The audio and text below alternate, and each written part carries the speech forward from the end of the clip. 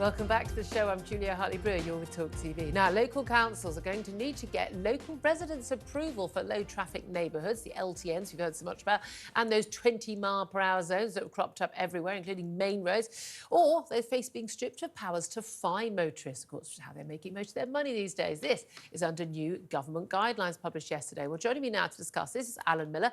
He's co-founder of the Together Declaration, who's been campaigning on these issues. Good morning to you, Alan. Good morning, Julia. Thank you so much for joining us. Well, this is certainly a big victory, isn't it? We saw all these LTNs, as they're known, cropping up, particularly during the beginning of lockdown in the spring of 2020. We're like, oh, isn't this lovely? We're all cycling around and there are lovely big wooden boxes full of flowers blocking off streets. Isn't this nice? The kids can play, etc. And then people had to get back to work and people had to have deliveries and people wanted to get about their major towns and cities and went, actually, could you not? I'd like to be able to get around my local streets. And councils were going, well, no, this is all about the environment and cyclists and pedestrians. But it does feel to me like we are winning back the right to, frankly, move along our streets. Well, Julia, it's a strange world where it's a victory to have the freedom of mobility. Yeah. But common sense and reasonable argument is winning in various areas. We've seen that Edinburgh Council has given up one of its LTNs, that Warrington Council has got rid of them. Newcastle, quite rightly, saw the trial. People were against it and got rid of them. But others are drilling down. Islington's drilling down. Tower. We've got a situation where in Hackney, they're saying sorry to increase by 5% the council tax, but we're really looking after the vulnerable, like the disabled and everything. But they don't, of course, mention all their low traffic neighbourhoods. Haringey making millions of pounds within just a couple of months.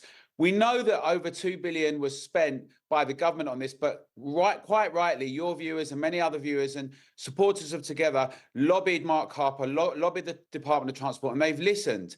And they stopped funding active travel, which was the term like livable streets for low traffic neighbourhoods, which is really bollards and cameras and surveillance. So quite rightly, they did that. And now this report is seeing how emergency services are being slowed down, how it's having a dramatic impact on local neighbourhoods and surrounding areas. There weren't that many respondents, interestingly. A lot of people feel that they've got to the point where they're not being listened to with so-called consultations. Yeah. No, but that's the thing, isn't it? You think, well, are they ever going to listen? We saw with the ULEZ consultation in London when basically a whole load of people who put in their views against it were just completely discounted by the London mayor. But this is the interesting thing, even when they do have these things, and I'm one of those people that definitely always responds to anything that comes in on local consultation, because I know that most people don't, and what they do is they rally the local cycling group and the whatever, and they make sure that they all put all their submissions in, and they go, look at this overwhelming support. Well, it turns out that the average response to a council's planning consultation on a low traffic neighbourhood plan is just 13% of residents. So even if people are not bothered by them, they ain't keen on them, they're not going, oh, what a great idea, please do this, I can't wait for you to cut off my ability to drive down my own road. We had it in our local area, one-way system, relatively quiet streets anyway, between two main streets, and they just did a consultation saying, we're going to make this one street like no vehicles. And everyone just went, what are you talking about? No one living in the street had asked for it. Where did they get these ideas from? Who do they think wants this? Well, it's a very good question. Where they're getting their ideas from is the combination of the idea of net zero and clean air, which is presented. It disregards the fact that air's been cleaner than it ever has been before. And on all international metrics, London and the UK is far better than most others in Europe and its peers. And what it does is there's a few very wealthy green billionaires that are set on funding these so-called grassroots activists, those cycling campaigns and others, alongside people like Sadiq Khan, who's the chair of C40 Cities, and some others in local authorities that want to circumvent the public sphere. They want to push this agenda. It has not been debated, a cost-benefit analysis, thoroughly looked at and evaluated, and it's been imposed with all sorts of measures that include fines, restrictions, and threats and nudges. And frankly, the public are not happy about it. We're going to keep challenging it. Together, we've done reports on it. We're going to be in Scotland at the end of this month for a Together rally, both in Glasgow and Aberdeen, where low emission zones are being implemented.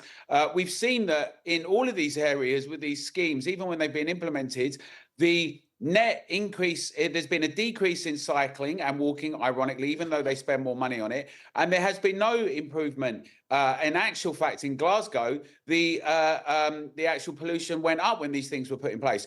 The thing is, what we talk about, people really want. They want good services. They want to be able to see a GP. They want good public transport, particularly in areas unlike central London, where it isn't often and consistent. They want it affordable. And we want to be able to have the ability to move around, see our family and friends, to work, to be able to do that without being constantly fined, harassed, limited and and just restricted. constantly seen as a cash cow, and motorists really do feel that way. I mean, this is the bizarre thing. It's like, they're bringing things like 20-mile-per-hour zones. Again, my local high street, it's a reg route. I mean, it's like you're not allowed to park along most of it, and they've brought it in as a 20-mile-per-hour zone.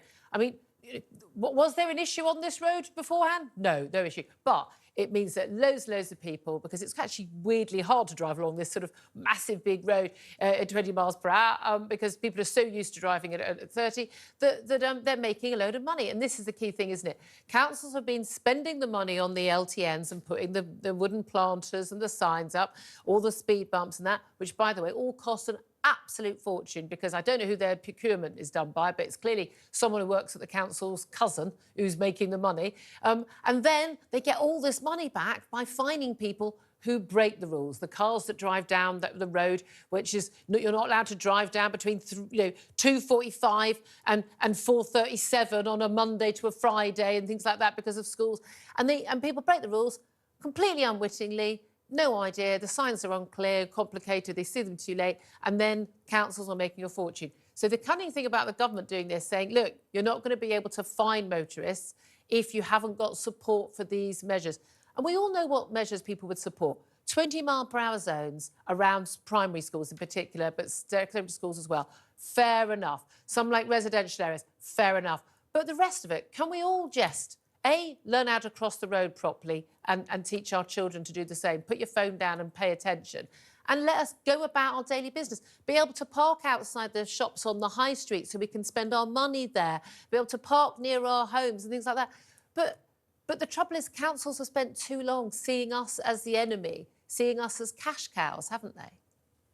Yeah, well, the problem is that the public, decent people up and down the country, are now seen with contempt. They're seen as being sort of mad, bad, and dangerous. We're seen as being a problem that needs to be cleaned up, to be kept safe, to be told what to do. The good news is, Julia, that as well as the examples I've mentioned, that in Bath and Bristol and Oxford and up and down the country, people are challenging and fighting back.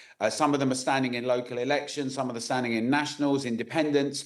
And this issue about freedom of mobility, to free our streets, to be consulted properly, to be engaged with transparency and honesty is critical. We're going to keep asserting it, the need to have our interests, our needs. And in a democratic society, that should be good news for everyone. Unfortunately, some of the people that are implementing these things want us to be quiet, go in the corner and do as we're told, and they call us all sorts of names, which now, to be honest, the public's getting really bored of. I think you're far right, aren't you? Because you're standing up against something a local council does. The key thing about the Together Declaration, of which you're a founder member, is about when people stand together, we have more power, and make sure that our views are known. Fantastic work by you and everyone there. Thank you so much for joining us, Alan Miller. Still with me is Sam Armstrong. This is the thing, Tories. Yeah, well done. This is a really good move that you're doing this. But a lot of people go, but why did you allow this to happen for the last 4 years? Low traffic neighbourhoods were a Conservative policy brought in under Boris Johnson. They were a deliberate decision by an advisor who has been around for a long time. Who cycles to work, Who cycles to work. What are those people who happens to live very healthy and young and lives near work? How lovely for him. And it has been pushed on people who have made clear again and again and again they don't want it. If these policies are so good, if they're so popular, what's the problem with putting it all to a vote? I mean, this is the thing, isn't it? Why do they not want to do it? And we know these local council consultations, we see it with mayoral consultations as well. They know most people don't pay attention. They're busy with their lives. And it's like, oh, you have to reply within 2 weeks. They just go through the pile and go, oh, it's over, never mind. But we know the cycling lobby and others, they will organise and the environmental lobby, they will organise on this stuff, won't they? These people are obsessive. Just leave me be in my car. They don't just hate cars, they hate human beings. That's the key thing, isn't it? Anyway.